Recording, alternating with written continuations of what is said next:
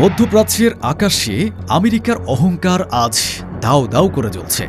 কুয়েতের আকাশ সীমায় ঢুকে পড়া মার্কিন F-15 ফাইটার জেটকে এক নিখুঁত নিশানায় ধ্বংস করে দিয়েছে ইরানের missile defence system. Operation Fateh Khaibar শুরু হতেই তেল আবিব থেকে হাইফা, ইসরায়েলের প্রতিটি শহর এখন ইরানি মিসাইলের আঘাতে কাঁপছে। শুধু তাই নয়, সংযুক্ত আরব আমিরাত এবং বাহরাইনে থাকা মার্কিন ঘাঁটিগুলো এখন আগুনের কুণ্ডলী। ইরানের আকাশ প্রতিরক্ষা ব্যবস্থা প্রমাণ করে দিয়েছে আমেরিকার অত্যাধুনিক যুদ্ধ বিমানও তাদের কাছে খেলনা মাত্র। পাইলট প্যারাশুট নিয়ে প্রাণে বাঁচলেও আমেরিকার সামরিক দম্ভ মাটির সাথে মিশে গেছে। খামেনির মৃত্যুর পর ইরান দমে যায়নি, বরং আরও ভয়ঙ্কর হয়ে উঠেছে।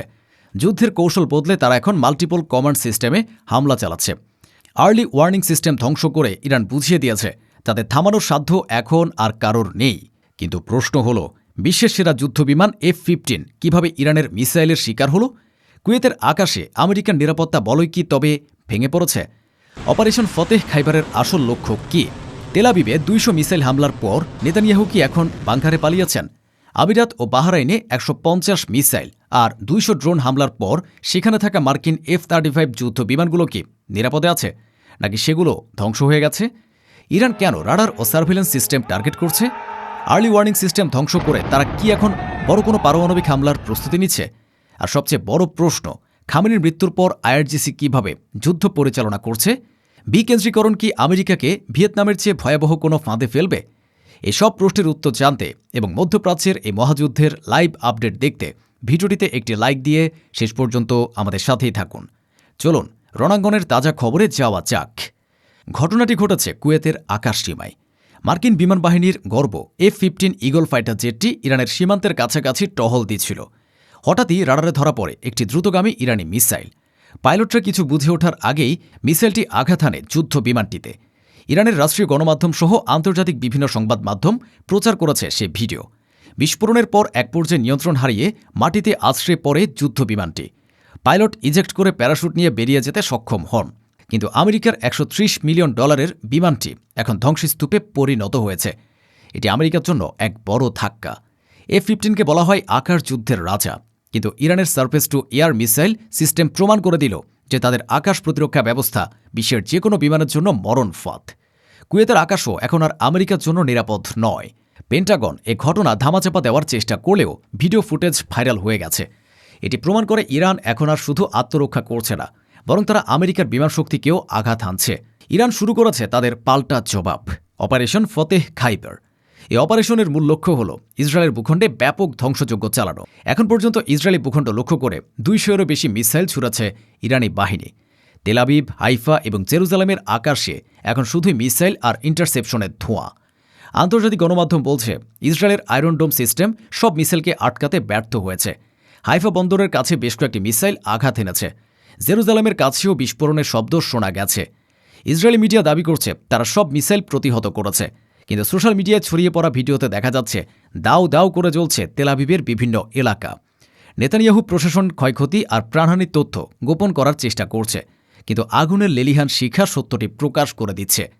ইরান প্রমাণ করে দিয়েছে তারা ইসরায়েলের যে কোনো শহরে আঘাত হানতে সক্ষম। ফতেহ খাইবার অপারেশন ইসরায়েলকে বুঝিয়ে দিয়েছে গাজা বা লেবাননে হামলা চালিয়ে তারা পার পাবে না। ইরান তাদের ঘরের ভেতরে আগুন জ্বালিয়ে দিয়েছে।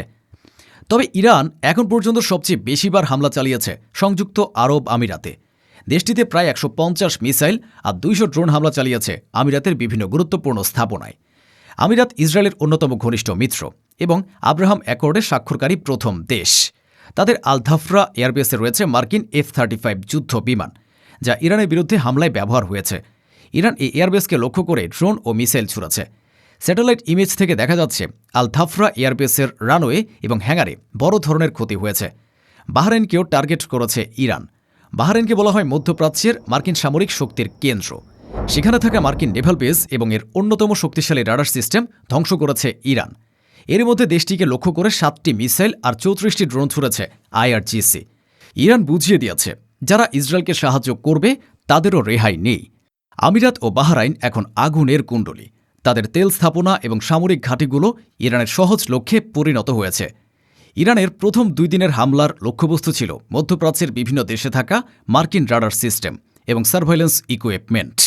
এগুলোকে বলা হয় যুক্তরাষ্ট্র এবং ইসরায়েলের জন্য আর্লি ওয়ার্নিং সিস্টেম।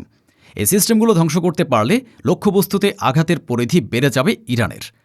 অর্থাৎ ইরান যখন বড় মিসাইল ছুড়বে তখন আমেরিকা বা ইসরায়েল আগে থেকে টের পাবে না, ফলে তাদের প্রতিরক্ষা ব্যবস্থা অকেজো হয়ে পড়বে। ইরান খুব কৌশলে আমিরাত, বাহরাইন এবং কুয়েতে থাকা মার্কিন রাডারগুলো ধ্বংস করেছে। এর ফলে মধ্যপ্রাচ্যে আমেরিকার চোখ অন্ধ হয়ে গেছে। এখন ইরান যে কোনো সময় সারপ্রাইজ অ্যাটাক চালাতে পারবে। এটি যুদ্ধের মোড় ঘুরিয়ে দেওয়ার মতো এক পদক্ষেপ।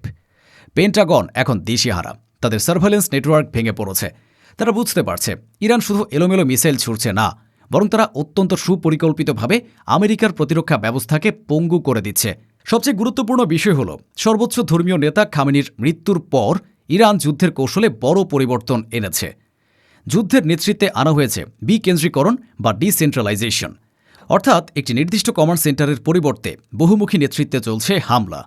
আইআরজিসির বিভিন্ন ইউনিট এখন স্বাধীনভাবে কাজ করছে।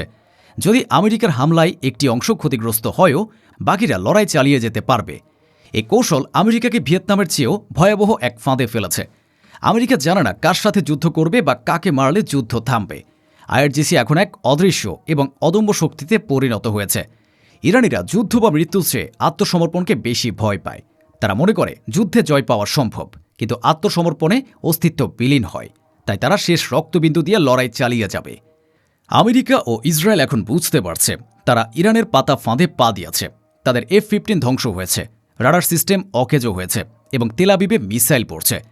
নেতানিয়াহু হয়তো ভাবছেন তিনি গাজায় হামাসকে শেষ করবেন, কিন্তু তিনি আসলে নিজের দেশের অস্তিত্বকেই হুমকির মুখে ফেলেছেন।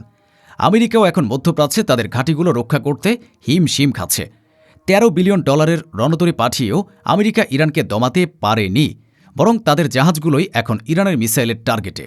আমেরিকা এখন পিছু হটার পথ খুঁজছে, কিন্তু ইরান তাদের সেই সুযোগ দেবে না। এই যুদ্ধে রাশিয়া ও চীন ইরানের পাশে দাঁড়িয়েছে। তারা অস্ত্র ও গোয়েন্দা তথ্য দিয়ে ইরানকে সাহায্য করছে। আমেরিকা যদি বেশি বাড়াবাড়ি করে, তবে এ সংঘাত তৃতীয় বিশ্বযুদ্ধে রূপ নিতে পারে। বিশ্ব অর্থনীতিতে ধস নেমেছে, তেলের দাম বাড়ছে, ইউরোপের গ্যাসের সংকট। সাধারণ মানুষ এখন যুদ্ধের ভয়ে আতঙ্কিত।